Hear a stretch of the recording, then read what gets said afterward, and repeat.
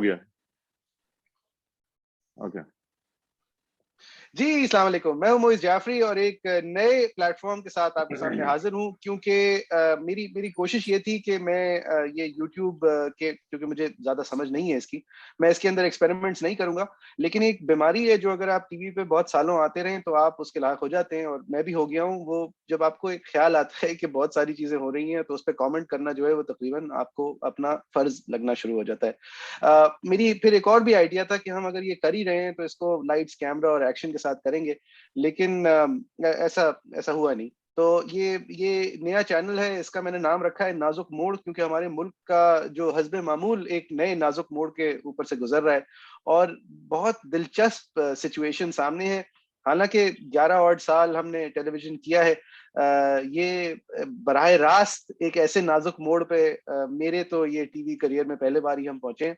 उस नाजुक मोड़ को हम पार कर चुके थे जब जब ये टीवी शो करना मैंने कम से कम 2009 में शुरू किया था। मैंने इस प्लेटफॉर्म को के ऊपर पहले वीडियो के लिए दावत दी है। I thought that was only fitting कि मैं हैदर वहीद साहब को मदऊ करूं, और उन्होंने हस्बे मामूल ही अग्रीड। वहीद साहब, बहुत शुक्रिया आपका। मैं अब यहाँ पे 2-3 पावर्स है मेरे पास जो अगर पहले होती तो शायद हमारी सिचुएशन 11 साल नहीं चल पाती। एक तो मैं आपका वीडियो छोटा कर सकता हूँ, दूसरा मैं आपको म्यूट कर सकता हूँ, लेकिन मैं कोशिश करूंगा कि ये दोनों चीजें जो है वो ना इस्तेमाल करूँ। ये अब पहले मैं पहले स्विच। तो आपको मैं मुबारकबाद पेश करूंगा, आप फिर से स्क्रीन पे वापस आए और आप ये थैंक यू। चैनल जो शुरू कर रहे हैं उसके लिए बहुत नेक नियति के साथ मेरी आप के लिए बेस्ट विशेस हैं, दुआएं हैं, और थैंक यू। आप जानते हैं कि I am your well wisher. लेकिन ये मैं आपको बता दूं कि आप मुझे म्यूट करते आए हैं बटन के बगैर भी, और ये बात भी आज तक खुल के नहीं हुई थी। तो काफी लोगों का ये तासुर है कि आपका अपना एक तरीका है म्यूट करने का लोगों को। तो ऐसा नहीं है कि ये एक नई चीज होगी, बट उम्मीद है मुझे कि आपको करने की जरूरत नहीं पड़ेगी। थैंक यू नहीं वही थैंक साहब, यू फॉर हैविंग मी जी।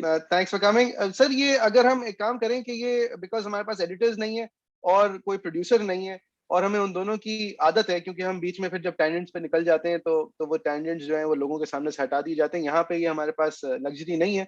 तो हम बजाय इसके कि कोई शो नुमा चीज करें, हम एक सेगमेंट करते हैं पहले, और देखते हैं हाउ इट गोज, और देखते हैं हाउ इट्स रिसीव। अब वो सेगमेंट क्या है, उसका नाम मेरे ख्याल से होना चाहिए डील और नो डील। और उसको एक सेकंड की सेगमेंट से बचाने के लिए उसके पीछे के बैकग्राउंड की भी बात कर लेते हैं, क्योंकि वरना तो सेगमेंट शुरू होती है इस बात से, आप कहते हैं हाँ हो गई या नहीं हुई, और बात खत्म हो जाती। अब जरा मुझे मुझे समझाएं कि एक सिचुएशन है पाकिस्तान में कि जहां लोग दबे लफ्जों में कह रहे हैं कि एक जहां सेम पेज था 2 महीने पहले, वहां अब वो पेजेस तितर बितर हो गए हैं, वो फटा चुके हैं, उनको अब आग लग चुकी है, और अब बातें हो रही हैं कि जैसे एक बंदा दूसरे को निकाल देगा, दूसरा पहले को निकाल देगा। अच्छा, ये अब YouTube है तो इस पे हमें कोई रोकने तो नहीं वाला, लेकिन एक सेल्फ रिस्ट्रेंट भी होनी चाहिए, क्योंकि आपको भी अपनी गाड़ी पसंद है, मुझे भी अपनी गाड़ी पसंद है। वीगो की सैर करके उसकी बैक सीट के अंदर बैठा कैसा महसूस होता है, ना मुझे शौक है ना आपको। तो एक सेल्फ सेंसरशिप होना जरूरी है। तो एक नजम सेठी साहब ने आई और थिंक मुर्तजा एक सलंगी साहब इसमें ने। जिम्मेदारी की भी बात है। आई थिंक जी। ब्लैक वीगो एक तरफ बिल्कुल एक रियलिटी है, और सफेद शलवार कमीज भी एक रियलिटी है, लेकिन एक और रियलिटी ये है कि हमने हमेशा कोशिश की है कि अपने आप को हमारी जो अपनी एक कॉन्शियंस है और एक जिम्मेदारी है जो मेरे ख्याल से हमें महसूस होती है कि जब भी कोई तीसरा हमें सुनता है, और क्योंकि सुनता है तो ये जिम्मेदारी का एहसास रखते हुए ही हमें आगे बढ़ना चाहिए, और हमने बिल्कुल हमेशा ठीक है। बढ़ा है और इंशाल्लाह आज भी बढ़े जी। सही है। अच्छा, तो एक टर्म है जो नजम सेठी साहब और मुर्तजा सलंगी साहब ने अपने रजा रूमी साहब के साथ नया दौर, जो उनका यूट्यूब चैनल है उस पे उन्होंने कॉइन किया है, एयर ट्रैफिक कंट्रोल। और ये मेरे ख्याल से एक बहुत बेहतरीन टर्म है। इसमें आप ना इस्टेब्लिशमेंट कह रहे हो और बात फौज की कर रहे हो, ये कुछ नहीं। बस जो जो एयर ट्रैफिक कंट्रोलर्स हैं, जो कि जहांगीर तरीन साहब के प्राइवेट जेट को कंट्रोल कर सकते हैं कि वो कहाँ जाए कहाँ ना जाए, तो हम टर्म जरा, मैं कम से कम कोशिश करूंगा ATC यूज कर। अब मैं आपकी तरफ सवाल फेंकता हूँ, और फिर आप देखें उसको किस तरह हैंडल करना चाहेंगे विद दीज एक्स्ट्रा फ्रीडम्स।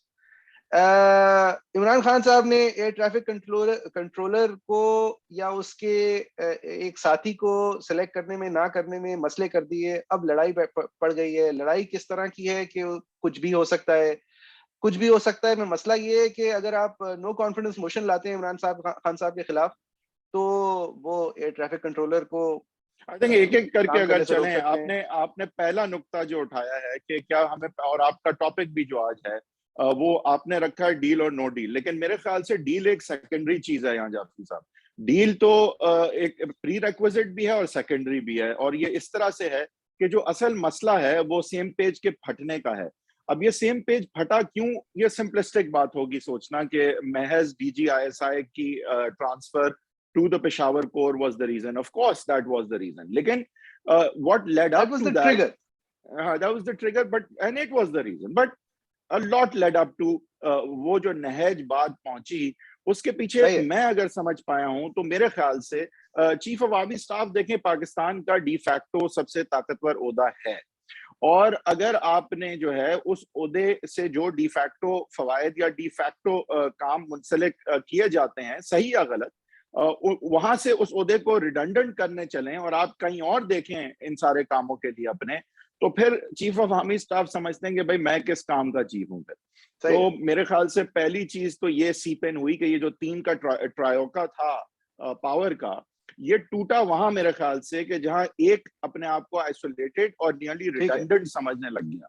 तो जब एक अपने आप को रिडंडेंट समझने लग गया तो दूसरों का गठजोड़ जो है वो उसे नजर आ रहा था कि आगे उसके लिए ना सिर्फ के पावर्स उसकी जो है वो डाइल्यूट हो जाएंगी, बल्कि हो सकता है कि ना तो वो एक्सटेंड हो और ना तो पूरी टर्म जो है वो, ये भी मुमकिन है कि पूरी टर्म हो ना हो, ये सारे अभाम थे।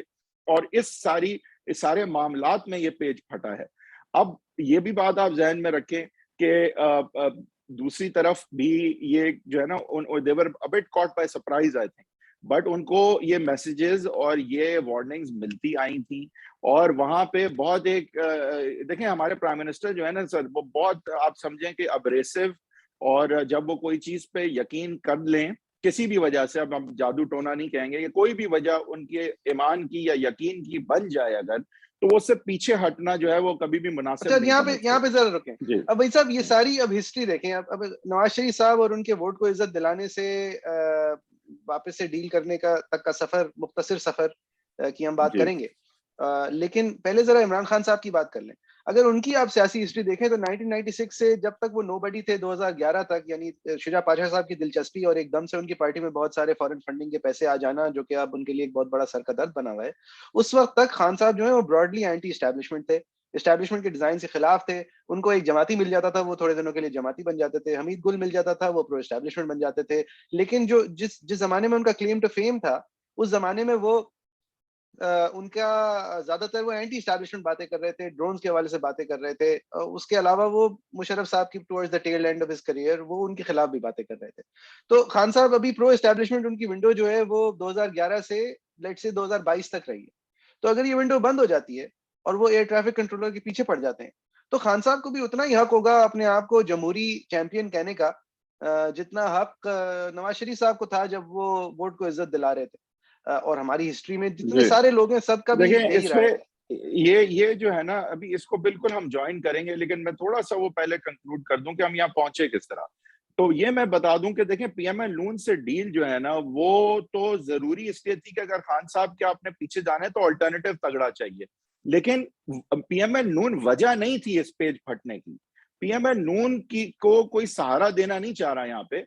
पीएमएल नून एक मजबूरी है एस्टैब्लिशमेंट की, अगर खान साहब से उन्होंने हटना है, नहीं, और बहुत बड़ी मजबूरी है, जाहिर है। और देखिए इतनी बड़ी मजबूरी है कि पीपल्स पार्टी जैसी मजबूरी से, मतलब पीपल्स पार्टी से डील करने को तैयार थी एस्टैब्लिशमेंट, लेकिन नून जो है वो फिर क्योंकि पीपल्स पार्टी से बाहर आप कितनी डिलीवर नहीं कर पाएगी पीपल्स पार्टी, प्रॉब्लम ये है, और उन्होंने सबक सीख चुके हैं वो। Let me just conclude this one कि देखिए, तो मेरे ख्याल से वहां पे फिर जो मेन प्लेयर था 3 में, उसने कहा कि भाई इन दो को जब तक ये समझ नहीं आएगी कि मैं हूं कौन और ये मुझे इग्नोर नहीं कर सकते, तो जब तक जो है वो मेरे मामला तो जो है रुक जाएंगे। तो उन्होंने फिर जो है ना ठीक ठाक सबक सिखाया दोनों को, और एक ही तीर से 2 शिकार किए, और दोनों को मेरे ख्याल से अपनी अपनी, कहना नहीं चाहिए औकात, लेकिन अपनी अपनी जगह एक हद तक दिखा दी। अब दिखा तो दी, लेकिन उसके बाद जब सावर हुए रिलेशंस, तो जाहिर है कि देखें ये तो नहीं हो सकता कि आप वार कर दें और रिलेशन सावर हो जाएं और फिर यूं ही चलता रहे और चीजें गुजर जाएं, आपको आगे भी फिर जाना पड़ता है। तो यानी कि फिर अब ये ख्याल आया कि भाई हम जो है हम बदनाम भी होते हैं कि महंगाई है ये वो, हमसे जोड़ा जाता है खान साहब की हुकूमत को, तो अपने आप को अच्छा मौका अलहदा भी किया जाए और उससे इम्पोर्टेंट बात, और इस पे मैं कंक्लूड करूंगा और हम अपने दूसरे लेग की तरफ जाएंगे, कि उससे इम्पोर्टेंट बात यह है जाफरी साहब कि सिर्फ चीफ साहब अकेले नहीं है मेरे ख्याल से यहाँ, और वो इसलिए अकेले नहीं है क्योंकि अगर खान साहब रह गए, बच गए, तो जो वो इंतखाब करेंगे अपने अहम तरीन ओहदे के हवाले से, वो सिर्फ बाजवा साहब को नहीं, बल्कि बाजवा साहब को तो शायद कम हर्ट करे, वो ज्यादा हर्ट करेगा सारे उन सीनियर्स को कि जो फिर सुपरसीड हो जाएंगे। तो ये चीजें भी जहन में रखने की हैं। मेरे पास कोई सही, इंफॉर्मेशन नहीं है, मैं नहीं मैं सही, ओपिनियन का सिर्फ इजहार कर रहा सही, हूँ, लेकिन मेरे सही, ख्याल से ये चीजें भी मद्देनजर रखनी सही। चाहिए अब कि आप हमारे प्लेयर्स जो हैं उनका उनका स्टेक क्या है यहाँ पे, और वो अफेक्ट किस तरह होते हैं, सही, बेनिफिशियरी कौन है, नुकसान किसका है। अब ये पहले, अभी डील और नो डील विद पीएमएलएन अब बाद में आएगी। सही है, वहां पे बाद में आएंगे, जी। बल्कि एक काम करते हैं, उसकी उसकी एक अलग से वीडियो रिकॉर्ड कर लेंगे। ये मुझे जरा अब मैं क्लियर कर दूं। आपने कहा कि 3 प्लेयर्स थे, उनमें से एक प्लेयर ने सबक सिखाया। देखिए सर, सब सही है, लेकिन वो 3 प्लेयर्स में से ना एक आदमी है जो कि डिजूरे कानूनी तौर पे चीफ एग्जीक्यूटिव है और सारी ताकत फ्लो उससे होती है। तो आप डी फैक्टो के अंदर जितनी भी आप हरकतें कर लें, उसके बाद एक एक स्टॉप आ जाता है ना, फिर वो बंदा याद दिलाता है कि यार देखिए, वजीर आजम हूँ, चीफ एग्जीक्यूटिव हूँ, पावर मेरे पेन से फ्लो करती है, चाहे वो एक ग्रीन फेल्ट टिप पेन है और असल ताकत जो है, असल लिंक उसमें डालने वाला कोई और है, लेकिन पावर यहाँ से फ्लो करती है। तो अगर खान साहब आज जागें और कहें भाई जमहूर, ये जमहूरी क्रेडेंशियल्स मेरे हैं, और ये लोग चाहे पॉपुलैरिटी दिलाई किसी और ने हो, ये पॉपुलैरिटी मेरी है, तो भाई साहब जितना वोट को इज्जत दो कहने पर खान नवाज शरीफ साहब का सारा माजी भूल गया, सब लोग भूल गए थे, उस तरह खान साहब को भी मतलब मौका तो देना होगा, अगर वो आगे देखें ये बढ़ते हैं और बात कहते हैं आपकी मैं फैसले करूंगा।